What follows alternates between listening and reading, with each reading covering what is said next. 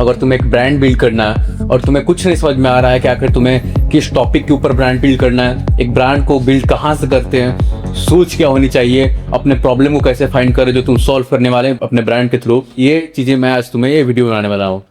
सबसे पहले इसके लिए मैंने तुम्हारे लिए पूरे रिसर्च करके 3 स्टेप एक रोड मैप लेके आया हूँ, जिसको अगर तुम फॉलो करते हो तुम अपने ब्रांड को अच्छे तरीक़ा से बिल्ड कर सकते हो, जिसके बाद तुम्हें उसे एक सिस्टमैटिक मैनर में चलाने में कोई भी दिक्कत नहीं आएगी। तो सबसे पहले मैं तुम्हें अपने व्हाइट बोर्ड पे ले चलता हूँ और दिखाता हूँ कि वो 3 चीज़ें क्या हैं और तुम्हें फॉलो करने कैसे चाहिए। सबसे पहले हमारे पास है, अगर तुम्हें 2026 में अपना स्टार्टअप रन करना है, उसके लिए हमें जो 3 चीज़ें चाहिए वो है नीश, माइंडसेट और एक्सपेंशन। सबसे पहले हमें सेलेक्ट करना है कि हम कौन से नीश में अपना स्टार्टअप करने जा रहे हैं। तो सबसे पहले हम लोग फोकस करते हैं नीश पे। अब अगर तुम्हें अपना नीश सेलेक्ट करना है तो यहाँ पे यूट्यूब पे काफ़ी सारे वीडियो मिल जाएंगे कि नीश कैसे सेलेक्ट करते हैं। नीश सिलेक्शन ये नहीं होता है कि तुम्हें जो मन कर रहा है आ रहा है तुम वो कर दो। नीश सिलेक्शन का मतलब ये होता है कि तुम एक ऐसा चीज को कर रहे हो जिससे किसी एक बिजनेस का या फिर किसी एक इंडिविजुअल का तुम प्रॉब्लम सॉल्व कर रहे हो और वो प्रॉब्लम सॉल्व करने से वो तुम्हें पे कर रहा है। तो हमें कुछ ऐसे तरीके से नीश सेलेक्ट करना है जिस तरीके से तुम एक फाइनेंशियल मार्केट को टारगेट करो और वो टारगेट करने के बाद तुम वो प्रॉब्लम सॉल्व कर रहे हो और तुम्हें उसके लिए पेमेंट मिल रहा है। तो इसके लिए मैं तुम्हारे लिए लेके आया हूँ 3 सर्कल स्ट्रैटेजी। इसे कैसे फॉलो करना है मैं तुम्हें बताता हूँ। सबसे पहले तुम्हें 3 सर्कल ड्रॉ कर लेना है। इमेजिन करना है तुम्हें 3 सर्कल। अपने पैशन, स्किल और मार्केट, ये 3 चीजों का ध्यान रख के अब इनके जो इंटरसेक्शन यानी बीच में आता है हमारे चीज, वो हमारा बिजनेस होना चाहिए। इसे मैं अच्छे से तुम्हें समझाता हूं कैसे फॉलो करना है। सबसे पहले तुमको पैशन को देखना है कि तुम्हारा पैशन क्या है। तुम्हारा पैशन एक ऐसा चीज होना चाहिए जिसे तुम्हें करने में मजा आता है। ये एक ऐसा चीज नहीं होता है पैशन जिसे तुम्हें करना बहुत अच्छे से आता है, तुम उसे करना जानते हो किसी से बेहतर तरीके से। पैशन एक ये चीज होता है जिसे तुम करना चाहते हो, जिसे तुम्हें करने में मजा आता है। जैसे कि अगर हम लोग एग्जांपल लेते हैं पैशन का, वो तुम्हारे लिए हो सकता है जिम किसी के लिए पैशन हो सकता है, किसी के लिए साइकिलिंग पैशन हो सकता है, किसी के लिए वीडियो बनाना पैशन हो सकता है। तो एग्जाम्पल के लिए अगर मैं पैशन लूँ तो मैं अपना पैशन ले लेता हूँ जिम, कि मुझे जिम करना पसंद है, मैं एक जिम जाने वाला रेगुलर पर्सन हूँ। अब दूसरा चीज आता है स्किल। स्किल का मतलब क्या होता है कि तुम एक ऐसे चीज, ऐसा काम जो तुम करते आ रहे हो जिसमें तुम अच्छा हो, तुम करने में अच्छे हो। इसका मतलब ये नहीं है कि तुम किसी और से बेहतर हो काम को करने में, या फिर तुम उतने काम को ऐसे कर रहे हो जैसा कोई और कर ही नहीं पाया। बस एक बेसिक तरीका से मैं बोलना चाह रहा हूँ कि तुम वो किसी काम को ऐसा कर रहे हो जिसे तुम्हें अच्छे से करने आता है। ये हो सकता है राइटिंग, तुम्हें लिखने अच्छे से आता हो सकता है तुम्हें कैमरा अच्छे से चलाना सकता है, वीडियो एडिटिंग तुम्हें अच्छे से आता हो, तो let's say it's video editing. हो सकता है कि तुम्हें सिनेमेटोग्राफी आती हो। तो चलो, अगर मुझे जिम करना मेरा पैशन है और चलो मैं दूसरा स्किल ले लेता हूँ कि मेरे पास स्किल, अगर मैं पिछले 2 साल से वीडियो एडिट कर रहा हूँ तो मुझे पास वीडियो एडिटिंग एक स्किल है। चलो मैं वीडियो एडिटिंग, मेरे पास एक स्किल है, वो मैंने वीडियो एडिटिंग ले लिया। अब क्या होता है कि हमें अब ये देखना है कि अगर पैशन और स्किल को मैंने कंबाइन किया है तो जो मार्केट है ये कौन से लोग हैं जिन्हें हम अपने स्किल और पैशन के मदद से टारगेट कर सकते हैं, जिनके प्रॉब्लम को हम लोग सॉल्व कर सकते हैं। यहाँ पे अब तुम्हें सोचना है कि जैसे मैं यहाँ पे अपने एग्जांपल को अगर फॉलो करूँ तो मैं देख रहा हूँ कि मैं जिम जाता हूँ, मुझे वीडियो एडिटिंग आती है, तो ऐसे कौन से लोग हैं जिनको मैं अप्रोच कर सकता हूँ जो कि मेरे ये 2 चीजों के मदद से अपने बिजनेस को ग्रो कर सकते हैं। ऐसा कौन सा प्रॉब्लम है जो मैं सॉल्व कर सकता हूँ। ठीक है, चलो मैं एक एग्जांपल ले लेता हूँ कि मैं अगर जिम जा रहा हूँ और मुझे वीडियो एडिटिंग भी आती है, तो अगर मेरे पास कोई ट्रेनर आया, मैं ट्रेनर को अप्रोच करता हूँ, मैं ट्रेनर को बोलता हूँ कि मैं तुम्हारे लिए एक ऐसा सिस्टम बना दूंगा ऑटोमेशन का, जहाँ पे कोई भी क्लाइंट आता है तुम्हारे पास तो तुमको उसको क्लाइंट का बुकिंग हो गया, क्लाइंट का पेमेंट हो गया, क्लाइंट के पास रेगुलर जो होता है डाइट हो गया, ये सारी चीजें उनके एक सिस्टम के द्वारा व्हाट्सएप या फिर एक ऐप पे वो चली जाएंगी। ये एक मार्केट का एग्जांपल हो सकता है। दूसरा एग्जांपल ये सकता है कि तुम जिम को जाके अप्रोच कर सकते हो और उनको ये बोल सकते हो कि वहां पे तुम अपना एआई ऑटोमेशन बेच सकते हो, वहां पे तो अपना कंटेंट एजेंसी बना सकते हो। ऐसे करके तुम्हें अपना एक मार्केट को टारगेट करना कि कौन सा मार्केट में तुम्हारा स्किल और पैशन अप्लाई हो सकता है। मेरे लिए ये मार्केट हो जाएगा, अगर मैंने जिम और वीडियो एडिटिंग चुना है तो मेरे लिए मार्केट सबसे बेस्ट हो सकता है जिम ओनर। मैं यहाँ पे लिखता हूँ जिम ओनर। जिम ओनर मेरे लिए एक अच्छा वो हो सकता है टारगेट मार्केट। तो अगर मैं ये सारी चीज़ों को अगर मिला दूं, अगर मैं अपने पैशन, अपने स्किल और अपने मार्केट तीनों को मिला देता हूं, तो जो मेरे पास इंटरसेक्शन पॉइंट पे चीज आता है वो हमें उस चीज में बिजनेस करना है। तो मेरे पास अगर मैं यहाँ पे अगर बैठ के माइंड स्ट्रॉन्ग करूँ कि हाँ मेरे पास जिम स्किल है, मेरे पास वीडियो एडिटिंग भी अगर मैं बहुत दिन से कर रहा हूँ और मैं जिम के ओनर के मार्केट को कैप्चर करना है, तो मैं सोचूंगा यहाँ पे बैठ के कि हाँ मैं ऐसा क्या कर सकता हूँ जिससे कि मैं जिम के ओनर के पास अप्रोच करूँ और वो मुझे अपने जिम के बारे में कुछ ऐसी चीजें बताए, जो ऐसा प्रॉब्लम्स बताए कि वो प्रॉब्लम मैं सॉल्व कर दूं अपने बिजनेस के थ्रू। तो चलो अगर मैं इन सारी चीजों को बैठ के यहाँ पे सोच रहा हूँ, तो उसके बाद मुझे निकलता है कि हाँ हो सकता है मैं एक एआई ऑटोमेशन बिल्ड कर सकता हूँ जिम के लिए। अगर मैंने देखा और मैंने सोचा और समझा, उसके बाद मैं कहा कि मैं एआई ऑटोमेशन में बिल्ड कर दूं जिम के लिए। जिसमें एआई ऑटोमेशन में क्या होगा, सिंपल सा एक तुम ऐप बना रहे हो, वेब ऐप बना दे रहे हो। आजकल बहुत सारे मार्केट में ऐसे एआई टूल आ गए जिसकी मदद से तुमको जीरो कोडिंग की मदद से तुम एक ऐसा वेब बना सकते हो जिससे तुम सेल कर सकते हो अपने मार्केट में और लाखों की इनकम कर सकते हो महीने में। ऐसे करने से तुम्हें कोई नहीं रोकने वाला है। तुम्हें क्या करना है, सबसे पहले तुम फायरबेस का यूज कर सकते हो जिससे तुम अपना होस्टिंग कर सकते हो, चैट जीपीटी की मदद से तुम कोड कर सकते हो। इसके बारे में भी हम लोग इस चैनल पे आने वाले वीडियो में बात करेंगे, तो इस चैनल को सब्सक्राइब करके जरूर रखना। इस 3 सर्कल स्ट्रेटेजी की मदद से तुम अपने नीश को सेलेक्ट कर सकते हो। अब हम लोग आगे बढ़ते हैं, दूसरा चीज पे आते हैं, वो है हमारा माइंडसेट। तो जो दूसरा चीज जो हमारे बिजनेस को, हमारे स्टार्टअप को ओपन करने में हमारा हेल्प करने जा रहा है, वो है हमारा माइंडसेट। 2026 में आपका माइंडसेट ऐसा होना चाहिए कि आप किसी भी बिजनेस को अगर देख रहे हो, किसी भी अगर इंडिविजुअल को देख रहे हो, तो आपका माइंड इतना शार्प होना चाहिए कि आप उसे देख के समझ जाओ कि वो किस सिस्टम की बेसिस पे अपने बिजनेस को रन कर रहा है, उसके बिजनेस में जो कस्टमर है वो किस फ्लो के थ्रू आ रहे हैं, उसके बिजनेस में जो पेमेंट है वो कैसे आ रहा है, उनका कैश फ्लो क्या है। तुम अगर किसी भी रेस्टोरेंट में जाते हो, अगर तुम अगर डेली बेसिस पे तुम जाते हो रेस्टोरेंट में, जाते हो तुम जाते हो सिनेमा थिएटर में मूवी देखने के लिए, तुम जाते हो जिम में, जाते हो तुम किसी ब्रांड के XYZ शोरूम में चले गए, तो तुम लोग बस जाके वहां पे ये नहीं है कि अपना जो काम है वो करके आ गए। अगर तुम्हें एक अच्छा स्टार्टअप चलाना है, अगर अच्छा ओनर बनना है, अच्छा CEO बनना है, तुम्हारा माइंड इतना शार्प होना चाहिए कि तुम अगर कोई भी रेस्टोरेंट, जिम, मूवी, कहीं भी तुम कोई भी बिजनेस में जा रहे हो, तुम्हारा माइंड इतना शार्प होना चाहिए कि तुम वहां पर जाके उन सारे बिजनेस के बारे में समझ सको कि आखिर वो ऑपरेट कैसे कर रहे हैं, उनका जो है कैश फ्लो क्या है, बिजनेस का कैश फ्लो, कैश कहां से आ रहा है बिजनेस में, वो बिजनेस के पास प्रॉब्लम क्या है, वो बिजनेस कौन से प्रॉब्लम से जूझ रहे हैं। तुम्हारे पास इतना कॉन्फिडेंस होना चाहिए कि तुम जाके उस रेस्टोरेंट के मालिक से बात कर सको, तुम उससे बोलो कि हाँ मैं एक एजेंसी रन करता हूँ, फिर मैं एक रेस्टोरेंट हूँ, मैं जानना चाहता हूँ कि आपके बिजनेस में अभी आपको क्या दिक्कत हो रही है, और वो दिक्कत तुम्हें जान के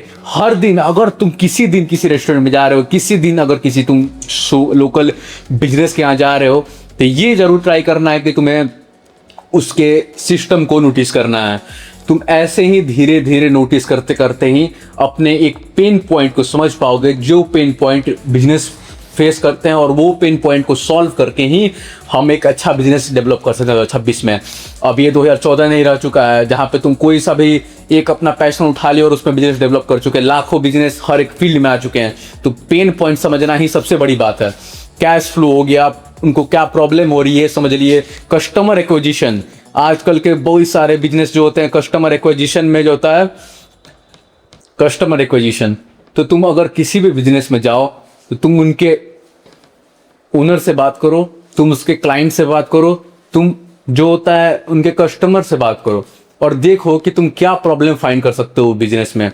और अगर तुम वो प्रॉब्लम फाइंड कर लेते हो किसी एक बिजनेस में, और वो तुम प्रॉब्लम अगर अपने नीश के थ्रू तुम सॉल्व कर दे रहे हो, तो यही तो हमारा हो गया। तुम एक स्टार्टअप रन कर सकते हो 2026 में।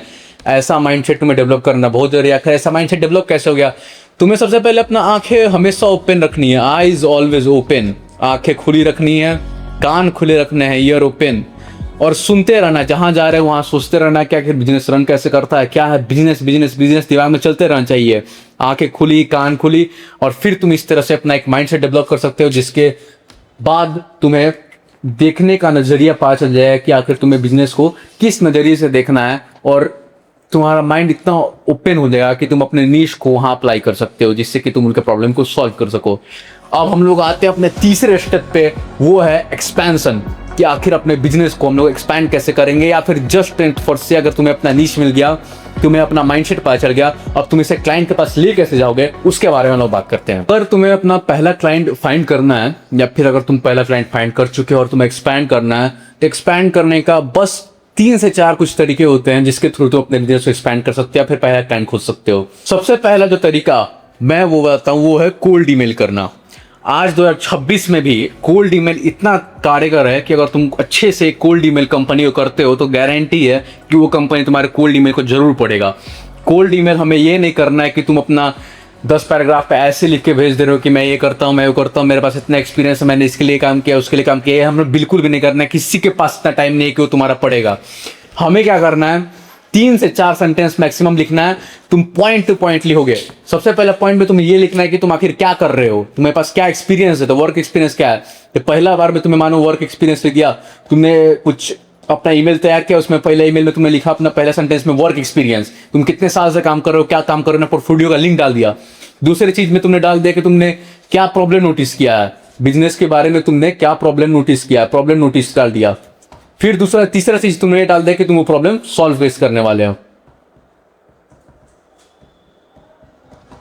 यही एक तरीका होता है जिससे तुम अच्छा कोल्ड ईमेल जो होता है, कोल्ड ईमेल लिख सकते हो। ये कोल्ड ईमेल लिखने के बाद जो होता है, तुम्हारे जो ईमेल को जरूर कंपनी पढ़ेगा ही पढ़ेगा और ध्यान तो देगा ही एक बार। अगर ऐसा कोल्ड ईमेल तुम दिन भर में अगर 200 कंपनी को भेज रहे हो तो गारंटी है कि कुछ ना कुछ दिनों बाद तुम्हें रिप्लाई आना तय है और तुम कुछ ना कुछ दिन बाद अपना कस्टमर एक्वायर कर लोगे। लेकिन तुम्हें एक बात का ध्यान रखना है कि अगर तुम इनमें से किसी भी तरीके को अपना रहे हो तो तुम उस पर फिक्सेटेड रहो। ये नहीं कि तुम अगर कोल्ड ईमेल पे गए हो तो तुम फिर डायरेक्ट अप्रोच पे चले जाओ, फिर इंस्टाग्राम पे चले जाओ, रनिंग ऐड पे चले जाओ। नहीं, हमें एक तरीके को इतना अजमा लेना है कि हम लोग पता चल जाए कि उससे आने वाला है कस्टमर या नहीं आने वाला। अगर उसे तुम्हें गारंटी हुआ है कि तुमने उसे 60 दिन के लिए कर लिया और कुछ नहीं हो रहा उससे, उसके बाद तुम नेक्स्ट अप्रोच पे आओ। ऐसा नहीं करना है कि हम लोग एक अप्रोच, फिर दूसरा अप्रोच, फिर तीसरा, फिर चौथा, ऐसा अप्रोच पे मूव करते जा रहे हैं। ये गलत तरीका है, ये बिल्कुल भी नहीं करना है। अगर कोल्ड ईमेल के बाद मुझे जो सबसे बेस्ट तरीका लगता है वो है डायरेक्ट अप्रोच करने का। अब तुम किसी भी कंपनी को डायरेक्ट अप्रोच कैसे करोगे? सबसे बेस्ट तरीका किसी भी क्लाइंट को डायरेक्ट अप्रोच करने का ये है कि तुम गूगल माई बिजनेस पर सर्च करो। अगर मैंने एग्जांपल के लिए अपने बताया था कि मेरे जो होते हैं जिम ओनर थे और जो मेरे पर्सनल ट्रेनर थे, ये मेरे क्लाइंट, पोटेंशियल क्लाइंट बन सकते हैं, तो मैं क्या करूंगा, गूगल माई बिजनेस पे जाकर सर्च करूंगा मेरे एरिया में लोकल कौन कौन से जिम है और कौन कौन से जिम ट्रेनर है।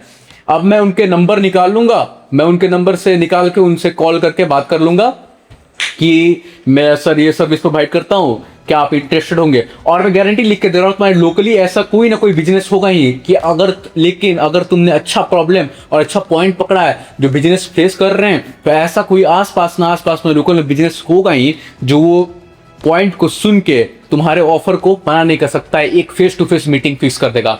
बट तुम्हें एक बात का ध्यान रखना है कि तुम जो कॉल के ऊपर आके पैसों का बात नहीं कर रहे हो, डील फिक्स कर नहीं रहे हो, तुम्हें फेस टू फेस मीटिंग करना है। ये बस तुम सीखने के लिए कर रहे हो, समझ रहे हो ना? फेस टू फेस मीटिंग करना है, उसके बाद तुम अपने पैकेज और अपने डील के बारे में बात करोगे उनसे। इसके बारे में भी मैं बताऊंगा तुम्हें आने वाले वीडियो में कि तुम अपना पैकेज कैसे बना सकते हो अपने एजेंसी का या फिर जो भी तुमने स्टार्टअप किया उसके बारे में एग्जाम्पल के साथ, अच्छे रियल लाइफ एग्जाम्पल के साथ। तो सब्सक्राइब जरूर कर लेना चैनल को। उसके बाद डायरेक्ट अप्रोच के बाद जो तीसरा तरीका हम लोग यूज कर सकते हैं वो है इंस्टाग्राम, या हम लोग कह सकते हैं फेसबुक के थ्रू। इस तरीके में हम लोग ऐसे इंस्टाग्राम पेजेस को खोजते हैं जिससे हमारे सर्विस की ज़रूरत है, और उन इंस्टाग्राम पेजेस को एनालाइज करते हैं कि देखते हैं उनमें क्या पेन प्रॉब्लम है, और वो पेन प्रॉब्लम को हम लोग उनको डीएम में जाके लिखते हैं कि सर मैंने आपके पेज में ये पेन प्रॉब्लम नोटिस किया है और वो पेन प्रॉब्लम के लिए मैं इतने साल से ये काम कर रहा हूँ प्लस वर्क, और प्लस मैं आपके पेन प्रॉब्लम को ऐसे सॉल्व कर सकता हूं। ये अगर 3 स्टेप तुम डीएम फॉलो करते हो डीएम का, तो तुम जो होता अगर ये तुम डीएम में 3 स्टेप चीज फॉलो करते हो तो इसके अगर इस तरह से तुम अप्रोच से डीएम करोगे तो गारंटी है कि हर एक बिजनेस जो अपने बिजनेस को लेकर सीरियस होगा वो जरूर देखेगा। तुम कमेंट सेक्शन में इस वीडियो के लिख सकते हो और मैं तुम्हें कमेंट में पर्सनलाइज डीएम भेज दूंगा कि तुम्हें कैसे एक अच्छा डीएम को है ऑर्गेनाइज करना और भेजना है। जो हमारे पास चौथा तरीका आता है वो होता है रनिंग एड्स का।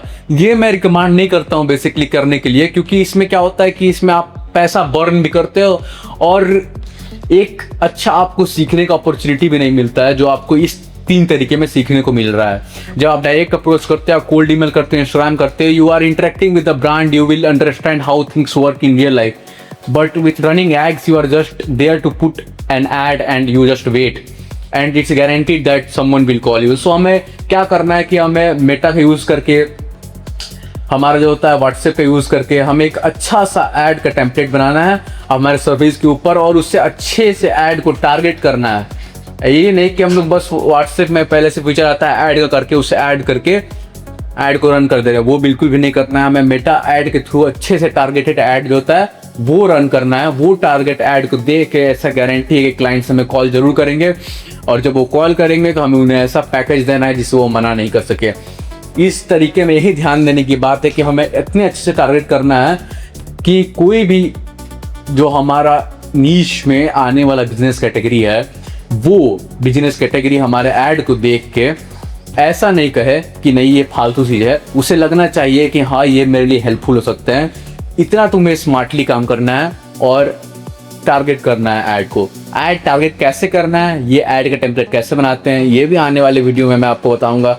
तो बने रहना है हमारे चैनल पे इस सब चीज़ों के लिए, क्योंकि पता है ना इस चैनल पे ब्रांड को ग्रो कैसे करना है और हर एक चीज़ बताई जाती है। तो ये था मेरा वीडियो के 2026 में अगर मैं रहता तो मैं बिजनेस को स्टार्ट करता और मैं फिलहाल मैं अपने बिजनेस को कैसे कर रहा हूँ।